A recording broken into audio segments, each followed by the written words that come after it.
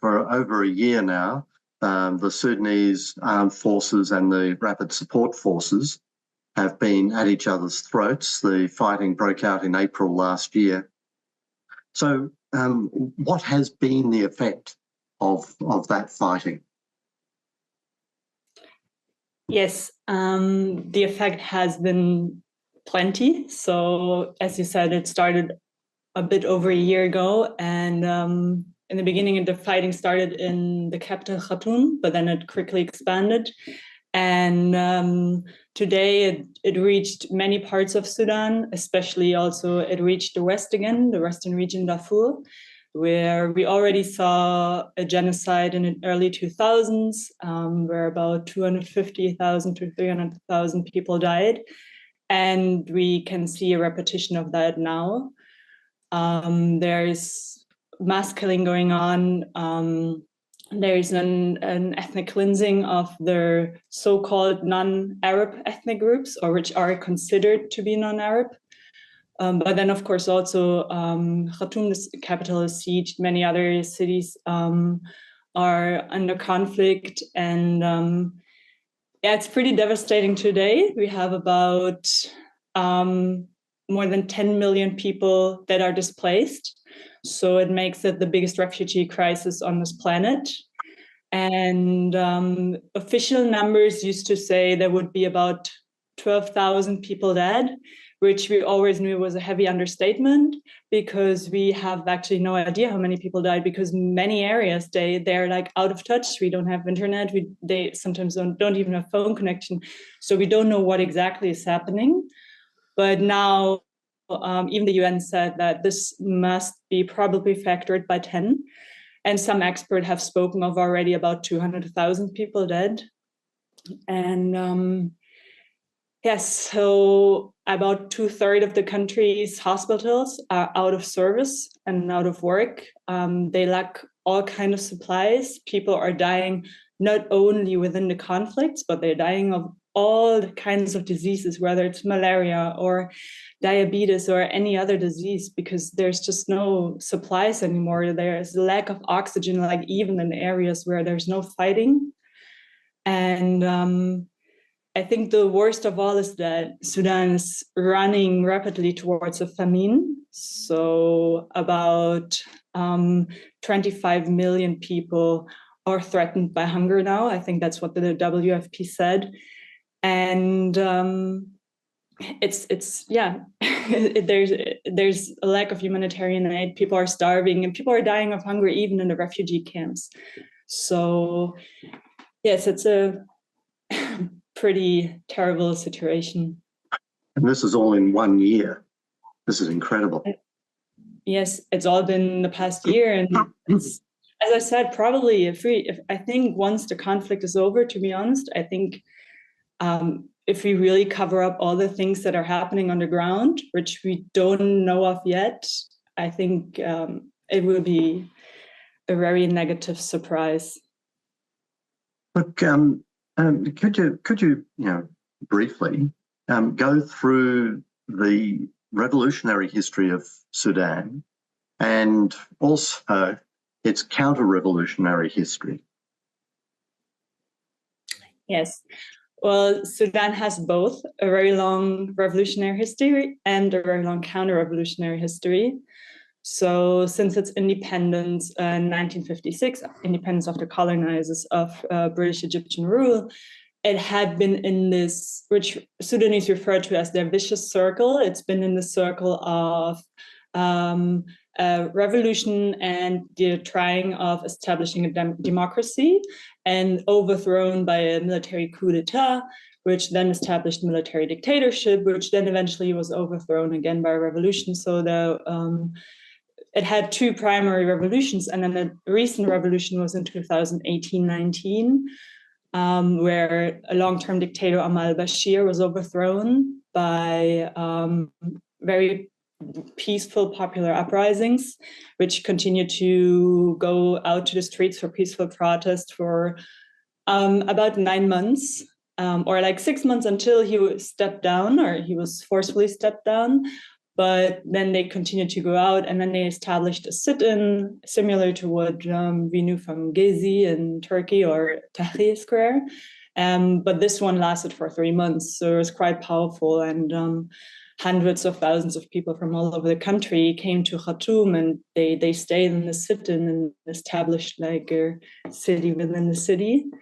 So it was a very strong revolution, and it was a lot of people saw it differently from the revolutions before, and there was because it was so big and powerful, and because also this revolution didn't start in the capital, but it moved to the capital, but started more in the rural areas outskirts, which have been always neglected by the government.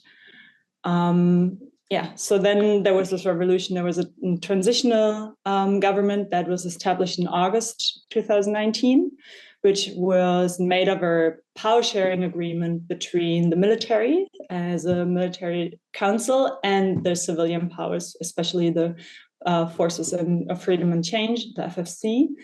And Abdel Hamdouk became the president, and then this transitional government was supposed to to lead to elections, which never happened, because then in October 2021, the RSF, the Rapid Support Forces, and the SAF, the Sudan Armed Forces, which is the military, together they staged a coup d'etat against the transitional government, and they took Prime Minister Abdel Hamdouk under house arrest and dissolved the government, which are the same parties that are now raging in this war.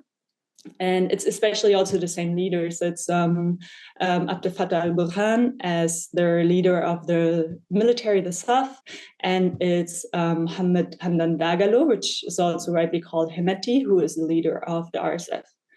So what happened was, back then they were combinedly pressuring as a counter-revolutionary act against the transitional government and against the revolution. But then the resistance was very strong. The revolutionary movement stayed, and especially the resistance committees, which were a primary outcome of this revolution, which also was like, they're considered to be a revolutionary institution. They are neighborhood-based local grassroots organizations, but they're about over 5,000 or 8,000 committees in the entire country.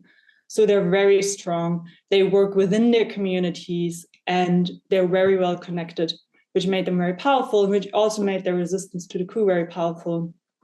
So many regard this war now as like the next step of the counter-revolution, because finally, even after a year and a half, these two, RSF and SAF, they were not able to establish their own government. They were not able to lead the country. They were not able to create dictatorship. What's happening now is that those two are fighting each other, but most likely the outcome, whoever wins, they're going to establish another dictatorship. Just a question. Why is it that they are slaughtering so many people? Why aren't they just fighting each other?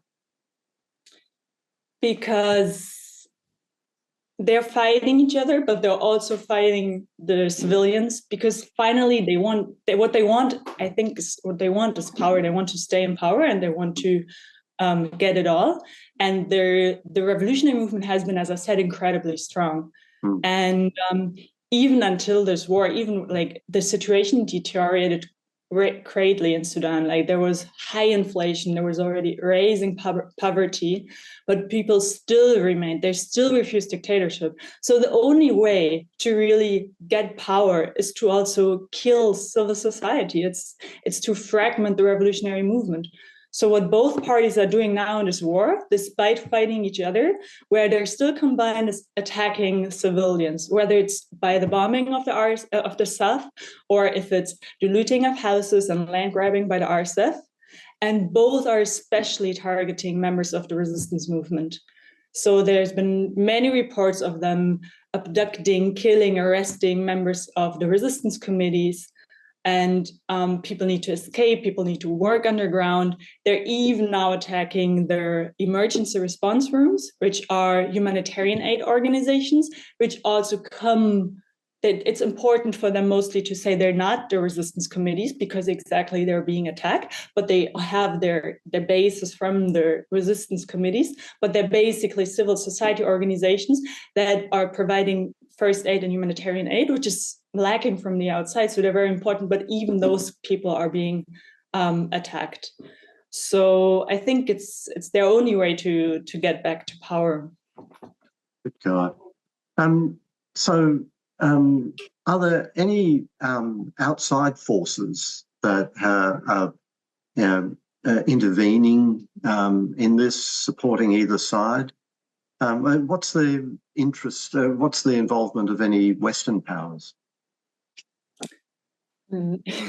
There are plenty of powers that I think are involved. Of course, because both warring parties have their own industrial complex, and the war economy is embedded in a much bigger economy. Both of them need to finance the war. So both of them have plenty of companies and sub-companies with whom they cooperate with other countries, they cooperate with other companies. So I would say that in the region, a very important power comes from the Gulf, especially the UAE, the United Arab Emirates, which we also know of as a great local counter-revolutionary power, which we already know in history. They had great force also into destroying the Arab revolutions that happened a decade ago. And now they're heavily funding the RSF, and we have a lot of proof for that. They're involved in gold mining. A lot of gold has always been extracted and given to the UAE, but there's also forms of militarized farming.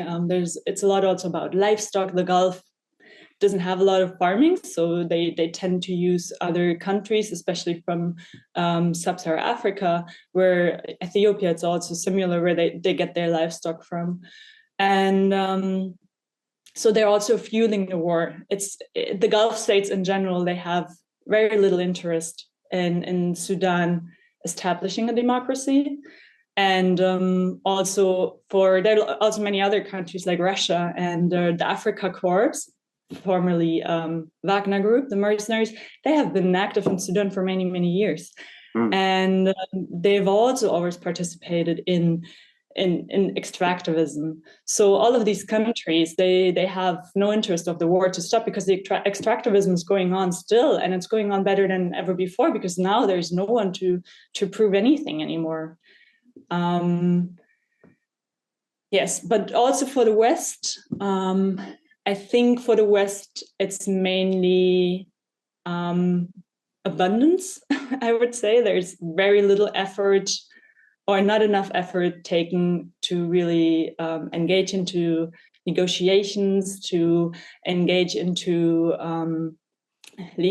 coming to a way to find peace. I would say that's for several reasons.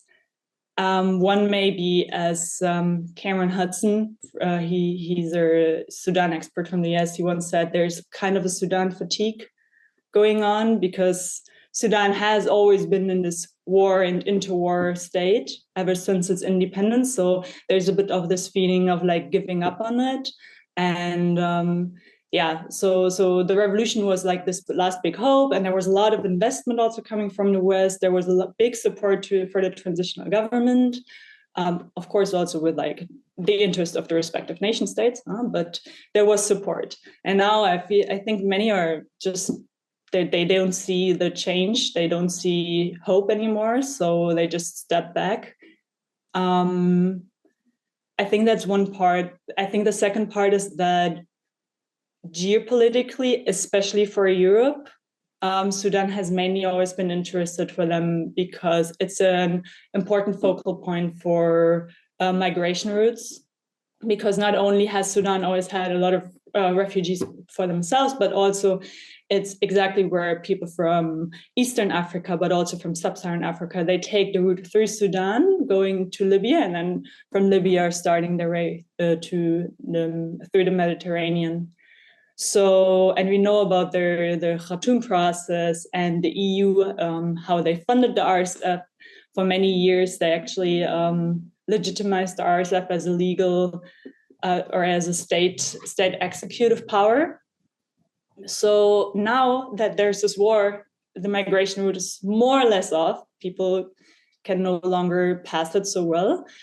Still, RSF is controlling the borders, or parts, maybe the military, but anyways, people don't get to pass so easily. And I mean, the EU very quickly proved their interest in, like, only weeks after the war, they brokered the first deal with Tunisia. And now in February, they had the second migration deal with El-Sisi in Egypt. So I think it's very clear that for them, as long as nobody crosses the Mediterranean, there's not much reason why they should intervene. Okay. Yeah, Rosa Luxemburg said that we had the choice between socialism or barbarism, and what you've just described is barbarism. Now, the Sudanese Communist Party, in its May Day statement just a couple of weeks ago, warned that there was a real danger of this conflict widening into neighbouring countries. Why were they saying that? So I think the problem is also, like, to start again in Sudan, is that the problem of retribalization and tribalism has grown, which of course I'm very critical of their terms because of their colonial heritage and their notion of, like, white supremacies as, like, tribes being some, like, this primitive construct. But still, I'm going to use them for now because we're literally lacking another way to say it. But I want to, again, make clear that when you talk about tribes, which is Gabila in Arabic, it's more a form of social stratification that is, of course, very complex, and it's bound to, like, a certain territory and a group that lives in this territory, and they share certain socioeconomic proximity, right? So it's of course very complex, and Sudan has many different tribes, which also, as a heritage of the colonial history, as we also know from many countries, has caused, like, a conflict, because then political identities were ethnicized, and which is now happening greatly in this war. And this, of course, can also be very dangerous to neighboring countries, because in this whole area, the state borders, they're not nation states, right? Their state borders are open, they're fluid, they're in flux. A lot of communities pass, they traverse. A lot of people have different relations, and they're the different ethnic groups. They live in different countries. So whatever happens in Sudan, especially now with this retribalization, as it's called, is that these political identities that are being reused to fuel the war, they could explode and expand anytime over the borders. For example, what we see in Darfur, Chad as a neighboring country, not only has Chad also always been in times of war and interwar and conflict, and it's very brittle, but also there were many interrelations on the Chad-Sudanese borderlands. So what's happening in Darfur really affects also Chad, and the situation could escalate anytime.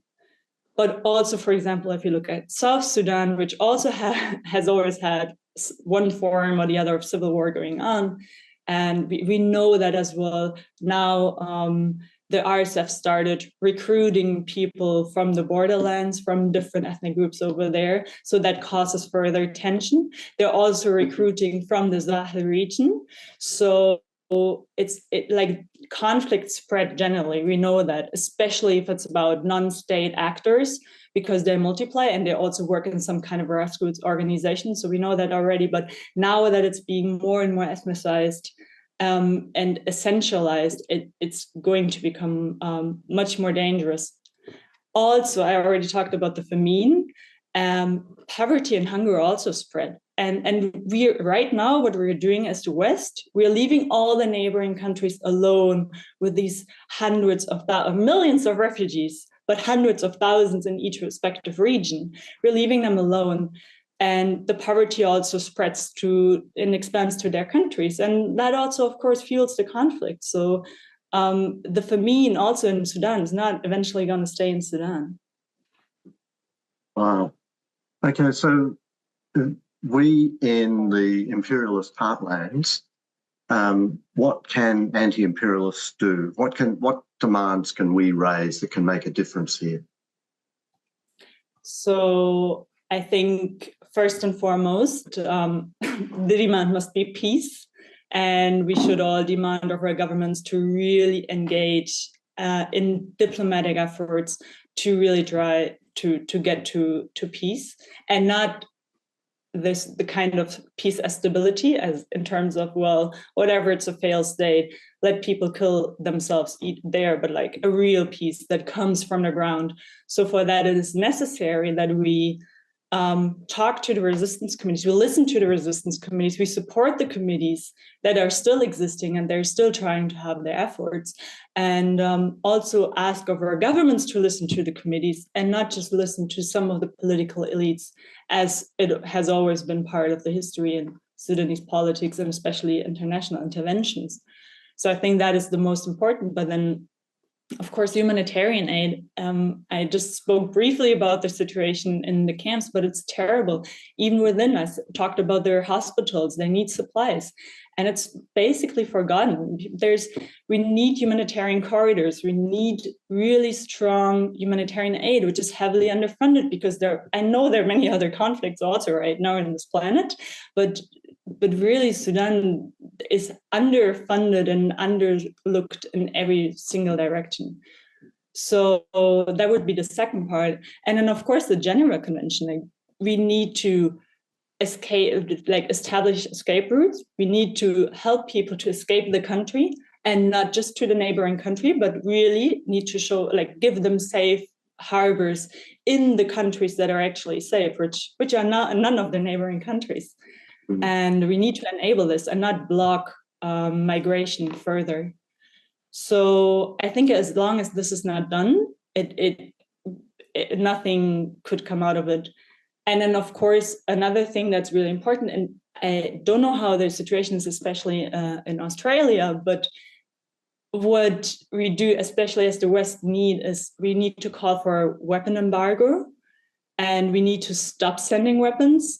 And not only, of course, directly sending weapons to one of the warring parties, but we need to stop sending weapons also to the third countries, which may in turn send the weapons back to Sudan.